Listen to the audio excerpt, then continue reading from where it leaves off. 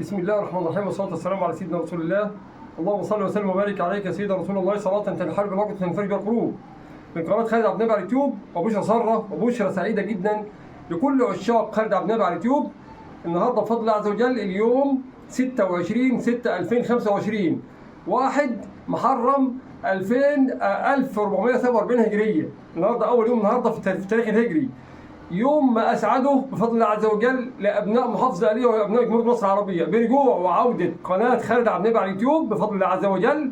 الحمد لله بعد 6 أيام متواصلين بالتواصل مع جوجل ومع اليوتيوب العالمي، وطبعا مع الدعم العظيم والفضل الله عز وجل، ثم المجهود الخارق للأستاذ إسماعيل الله يبارك في عمره، الانسان المحترم اللي ما سابنيش ووقف في ظهري وعملنا المستحيل واتصلنا بجهات متخصصه ومعنيه لابعد ما تخيلوا حضراتكم. يمكن تخطينا كمان وصلنا لامريكا وزياده، لان طبعا القناه كان مبعوث لينا في رساله ان احنا لازم نبعت سداد $300 للامريكي، اللي طبعا الاخ اللي كان واخد القناه او اختراقها، واحنا مصورين لحضراتكم 3 رسائل باختراق القناه وباتصالاتنا على جوجل بفضل الله عز وجل. جوجل المشكور كإدارة، وطبعا يعني أشكرهم ولهم عظيم الشكر، وإدارة جوجل المحترمة وإدارة طبعا اليوتيوب العالمي، شكرا جزيلا لهم على مجهودهم الأكثر من رائع